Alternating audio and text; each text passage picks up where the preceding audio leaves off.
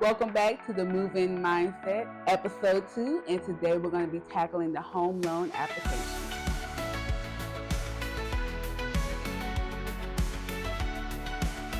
Well, hello again, everyone, and welcome back to episode 2 of the Move In Mindset. I am your host, Karen Jones, and I am being joined by my team, Mr. Mark Dewitt and Jasimine Turner. And today we will be delving into the mortgage loan application. All right, guys, this is where it all starts, right? The application is the foundation of the loan. It gives us the who's, when's, why's, what's in the house. So when a potential home buyer is wanting to enter into this process and they have to complete that application, they're going to come across specific sections that need to be completed out, right?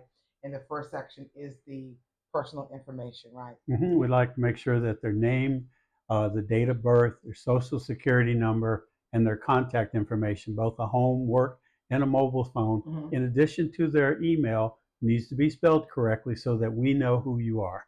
Right. Absolutely. Absolutely. And so it is important, and I'm going to emphasize this.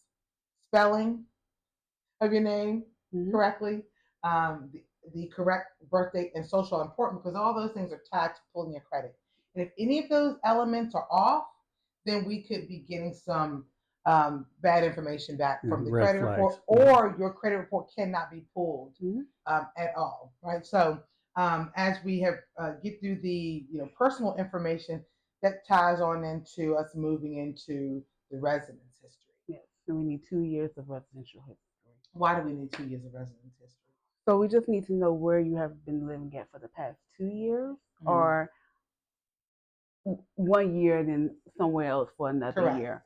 So you don't have to be living specifically in that place for 2 years, but we need 2 years of history. 2 years of residence if you rent, own, if you don't pay rent, we can get a rent-free letter that you're not paying rent there, but we need to know where you're living at. Right, because the residence history, aside from letting us know where you've lived for the last 2 years, because residency and renting are two different things. Two different things. So we're asking for residence history, but it ties into renting if you have rented for the last 2 years, because how you make your rental payments is indicative to a lender how you're going to make your mortgage payment. And your housing should be the most important bill that you pay, because everything else is irrelevant if you don't pay your housing. Yeah, we want to make sure that we've got the landlord information, because we're going to verify that rental history if you have been renting for 2 years.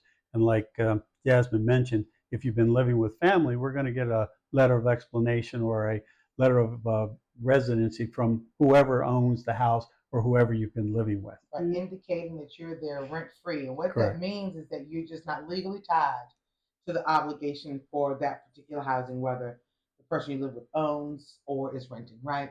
So once we complete that section, then we're trucking along through the application process, we come to employment.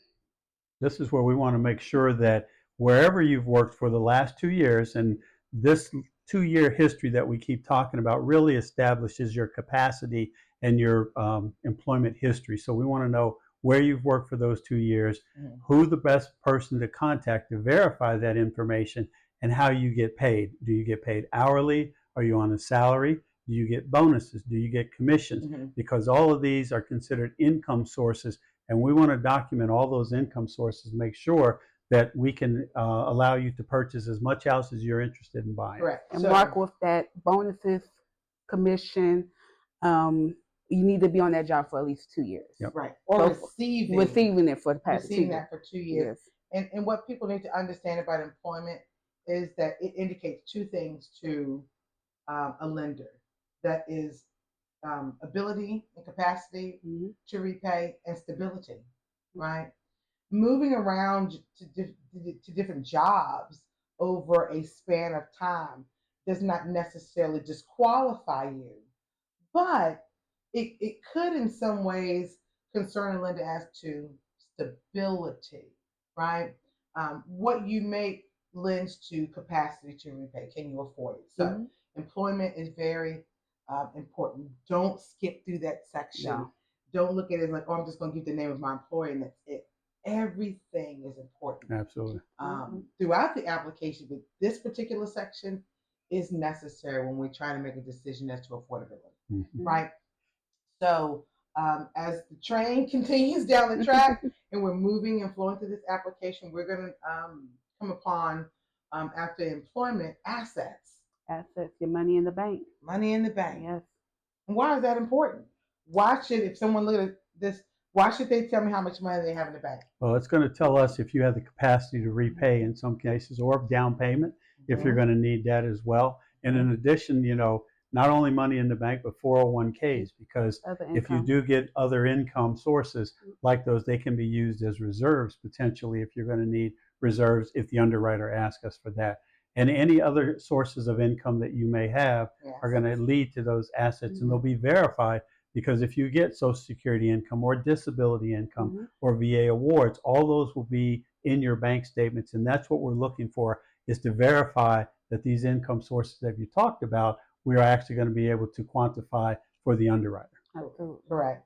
So when it comes to assets, for me, when I'm reviewing an application, it allows me, like you mentioned, are we going to need some type of down payment assistance? Are we going to need some type of additional help from the seller when it comes to closing costs? Because people can sometimes get those two things confused, and they are actually two types of monies, but same transaction. So if you have money in the bank, if you have a 401k retirement, excuse me, stocks, bonds, those things are called assets, right? Some people don't know what assets are, and it's just, where is your money? What accounts do you have access to pull money from in order to use to purchase a home, right? So tell us everything you have. And if you don't have anything, then that's a whole nother conversation, right? But it's not a deal breaker. It's not. Right. We always say it's never a question of if you can buy, when you can buy. Right. And sometimes it just means that you've got to save up for a period of time, because there is minimum investment required on like an FHA loan. It's 3.5%. So you're going to need to have those funds, and they have to be your own funds. Yeah. And or they can be gifted to you. Yeah, that is true.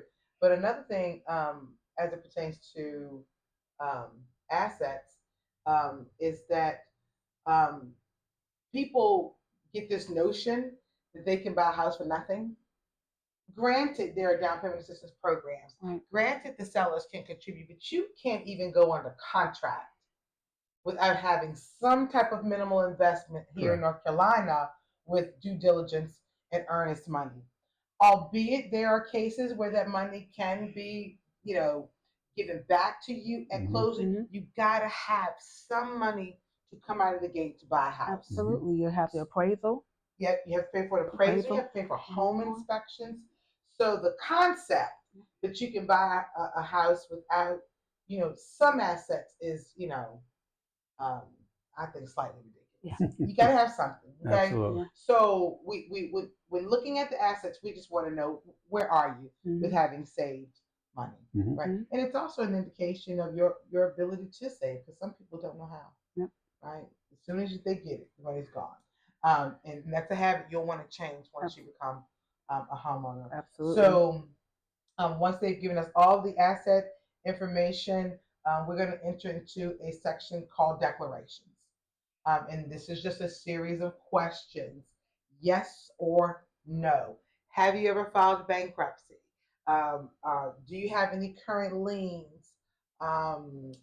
Have you ever had a foreclosure? Are you going to occupy this home as your primary residence? That question is the very first one, because that dictates how your loan's priced and what type of loans you're available for. Have you co-signed on the loan?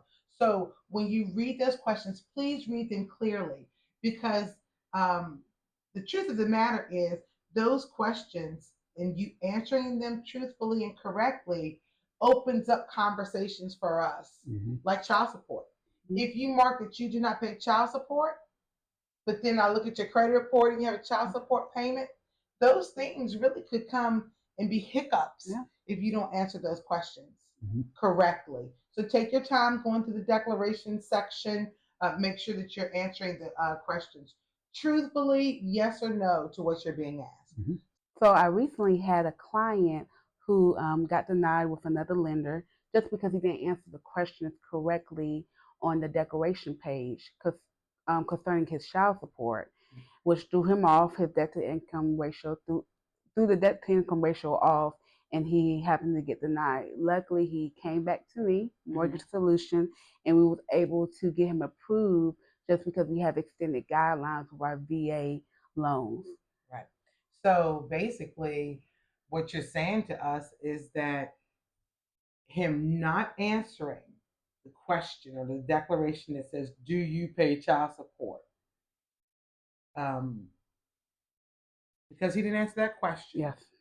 That payment was not figured into his debt to income ratio. So it throws all the loan numbers off. Correct. Like affordability wise, because one of the things that we look at with the application is how much can you afford and how much you're paying out in debt, like child support, alimony, child care, depending on what type of loan you're getting, those things matter, right? So for this particular guy with that particular lender, it couldn't work. Right. It can work, but of course he came back to Mortgage Solutions. We always make it work. We always make it work. Make a way out of no way. Absolutely. So, and that's wonderful to know, but it also ties itself into the importance of answering those questions correctly. But with that being said, once the declarations are completed, we jump into the HMDA page, or the HMDA section, rather, Mark? Absolutely. HMDA is an acronym for the Home Mortgage Disclosure Act, which in 1975, they introduced this act to basically make sure that lenders were lending across a broad spectrum of the population and not discriminating. So when in the HMDA data, it's requested things like your ethnicity, it's asking your race, it's asking are you male or female. And this information is really the government's ability to monitor how lenders are actually treating our population. So we want you to answer that information. You are allowed to not answer that information, but we do encourage you to, because that basically helps us and helps the government to make sure that we are lending across a broad spectrum of the population and not discriminating. And that's an unfortunate reality that, because we see it in the news all the time, companies being fined by the CFPB for discriminating. And the only way that they were able to identify that discrimination was happening is through the HMDA data, right? So, albeit it's optional, I highly encourage you to complete that information because it keeps us in line. I'm sorry? It keeps us in line. It keeps us in line, but also allows for just full transparency. Correct. Right? So when it comes to the application, guys, take your time, okay? All of the information that is being asked of you will play an important role on us making a decision as to whether or not you are approved or denied for a home loan. So take your time, fill out the information to the best of your knowledge as much as you can, okay? So with that being said, that rounds out the mortgage loan application in this episode of the Move-In Mindset. We hope this information we hope this information has been useful to you. We encourage you to come back for additional episodes. Until the next time, you all take care. Thank you for joining us on episode 2 of the Move-In Mindset podcast. We ask that you like, share, subscribe, and comment. If there's some information additionally that you would like, please feel free to reach out to us directly. Our contact information is in the bio.